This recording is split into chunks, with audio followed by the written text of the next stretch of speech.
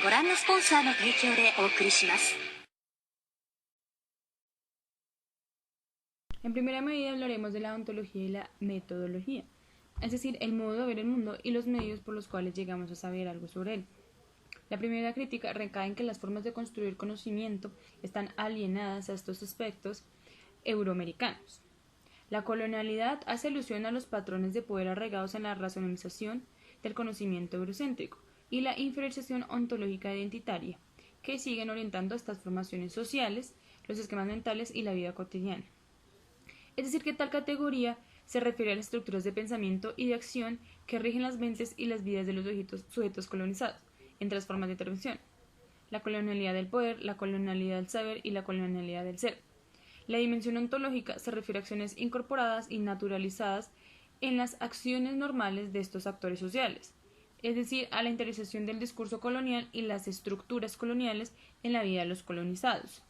Así, este ámbito pertenecería a la colonialidad del ser, aspecto topado por Maldonado Torres en 2007.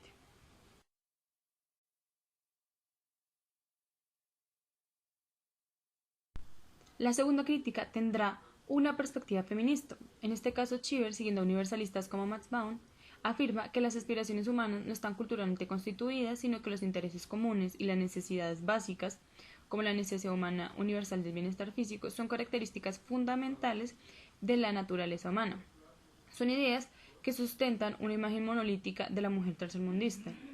Esto ignora por completo la crítica hecha particularmente por las feministas postcoloniales de que tales gestos universalizadores ignoran configuraciones históricas dispares de la familia, la comunidad, la sociedad y el Estado, que enmarcan de manera diferente las prácticas, las vulnerabilidades, la agencia del mundo postcolonial, por lo que habría que considerar todas las manifestaciones en las cuales se ejerce dominación y explotación que estas relaciones de género impusieron pues desde una visión feminista, como es el caso del Black Feminism, que es un pensamiento feminista donde aquellas ideas, experiencias son compartidas por los afroamericanos y proporcionan un enfoque singular de sí mismas, de la comunidad, de la sociedad, y tales teorías interpretan esas experiencias.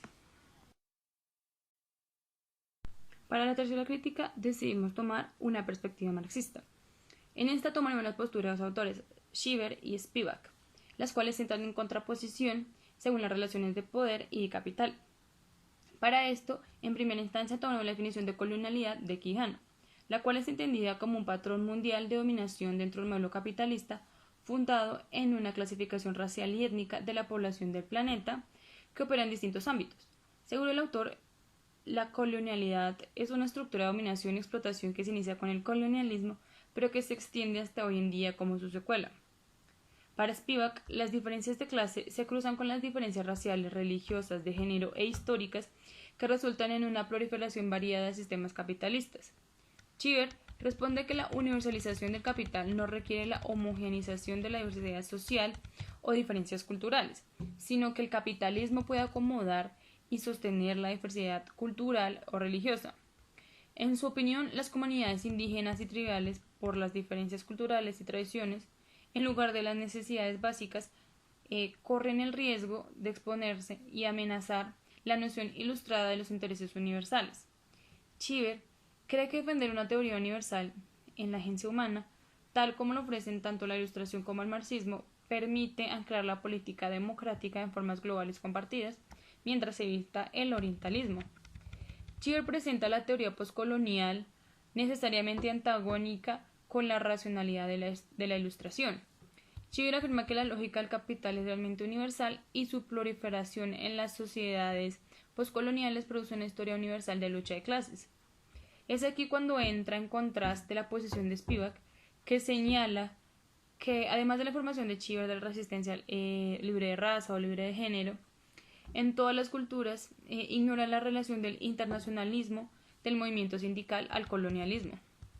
Spivak, por su parte, afirma que sus ideas basadas en Gramsci sostiene que los grupos coloniales subalternos no están unificados y no pueden unirse hasta que se conviertan en un Estado.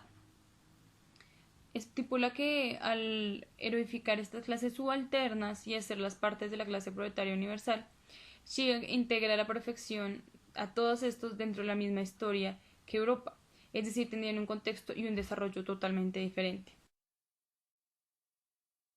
Como una cuarta crítica, nos gustaría establecer una posición de Minolo en la cual estipula una reestructuración del poder colonial.